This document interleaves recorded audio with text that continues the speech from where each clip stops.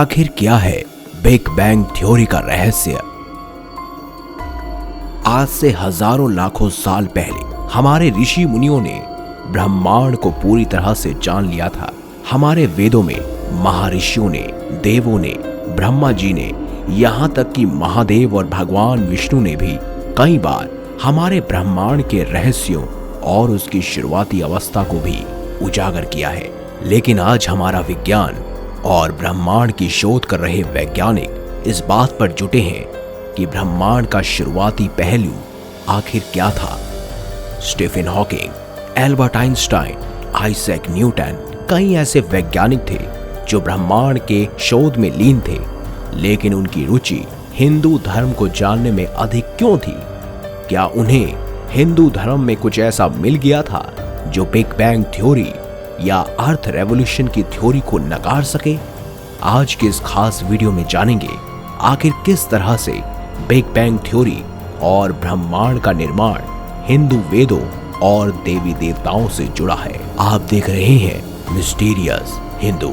अगर अभी तक आपने हमारे चैनल को सब्सक्राइब नहीं किया तो देर किस बात की, अभी चैनल को सब्सक्राइब करें ताकि आप भी सभी छुपे हुए रहस्यों से पर्दा उठता हुआ देख सकें। हमारे ब्रह्मांड को लेकर modern science big bang theory को मानती थी, जिसके अनुसार हमारा समूचा ब्रह्मांड एक हॉट डेंस डेंट था। इसके अनुसार हमारा ब्रह्मांड एक सिंगुलैरिटी की स्टेट में था, जहां का टेम्परेचर इन्फिनाइट था और उसमें इंटेंस हीट थी। लेकिन उस फॉर्म पे एक अनोखा फोर्स काम कर रहा था, जिसका बल सबसे अधिक था, या यूं कहे वही असली आर्ट रिएक्टर की तरह काम कर रहा था, जो ब्रह्मांड का सबसे बड़ा बल था। किसी अनजान वजह से ये सिंगुलैरिटी एक्सपेंड हुई और स्पेस अपने आप में लाइट की गति से फैलता गया। उसके बाद धीरे धीरे प्लैनेट्स और मिल्की वे की शुरुआत हुई। वहीं उसके उलट हमारे वेदों में बिग बैंग थ्योरी को नहीं बल्कि शिव जी की एक खास बात पर जोर दिया गया है। महाभारत में भीष्म पितामह जब शरशैया पर अंतिम सांसें ले रहे थे, तब उन्होंने शिव जी की एक खास उपदेश का वर्णन करते हुए कहा, नित्यमेकमणु व्यापी क्रियाहीनम हेतुकम अग्राह्यम इंद्रिये सर्वे रेतद व्यक्त लक्षणम अव्यक्तम प्रकृतिर्मूलम प्रधानम योनिरव्ययम अव्यक्तस्यैव नामानि शब्देः पर्यायवाचके।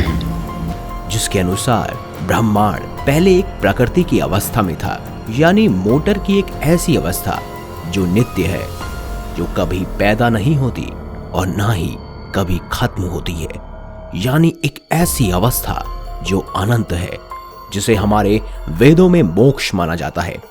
इन बातों का उल्लेख महान वैज्ञानिक एल्बर्ट आइंस्टाइन भी करते थे।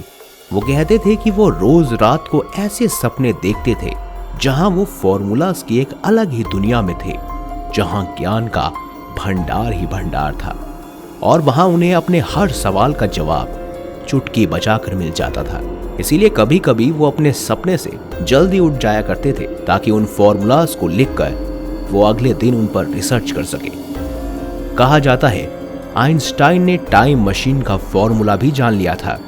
वो दुनिया को बता पाते उससे पहले ही उनकी मृत्यु हो गई। लेकिन उनके कुछ ऐसे फॉर्मूले थे जो आज तक वैज्ञानिक समझ नहीं सके कि इन फॉर्मूले से आखिर क्या होता है या ये फॉर्मूला किस चीज से जुड़ा है। शायद उन्हें अनंत शक्ति का द्वार मिल गया था। स्टीफन हॉकिंग ने भी अपने एक इंटरव्यू में कहा था, हमारा इतिहास ही हमारा भविष्य है।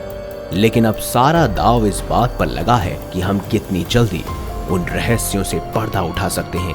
स्टीफन हॉकिंग भी कहीं ना कहीं हिंदू धर्म से जुड़े थे। उन्होंने हिंदू वेदों को ब्रह्मांड की कुंजी भी कहा था। वो भी इस बात से सहमत थे कि ब्रह्मांड में हिंदुओं के वेदों का सच ही असलियत है। वो चीज जिसे वो बिग बैंग का नाम देते हैं, वो सिर्फ एक कल्पना है, जबकि उसके पीछे का मास्टर प्लान हिंदू वेदों में छुपा है।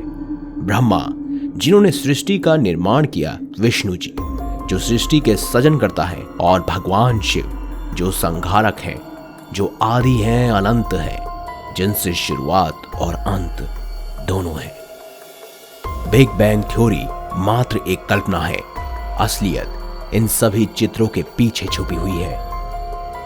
नासा भी इस बात को स्वीकार कर चुका है कि ब्रह्मांड में एक का ही राज है और वो कोई और नहीं बल्कि स्वयं भगवान शिव है। अगली आने वाली खास वीडियो में हम बिग बैंग थ्योरी को लेकर विस्तार के साथ आपको बताएंगे कि किस तरह वो ब्रह्मा की उत्पत्ति से जुड़ी हुई है। तो अगली वीडियो को मिस मत कीजिएगा। अगर अभी तक आपने हमारे चैनल को सब्सक्राइब नहीं किया तो देर इस बात की, चैनल को अभी सब्सक्राइब करें और बेल आइकन जरूर दबाएं ताकि ऐसी ही खास लेटेस्ट अपडेटेड वीडियोस आपको जानने और सुनने को मिलती रहें। देखते रहिए Mysterious Hindu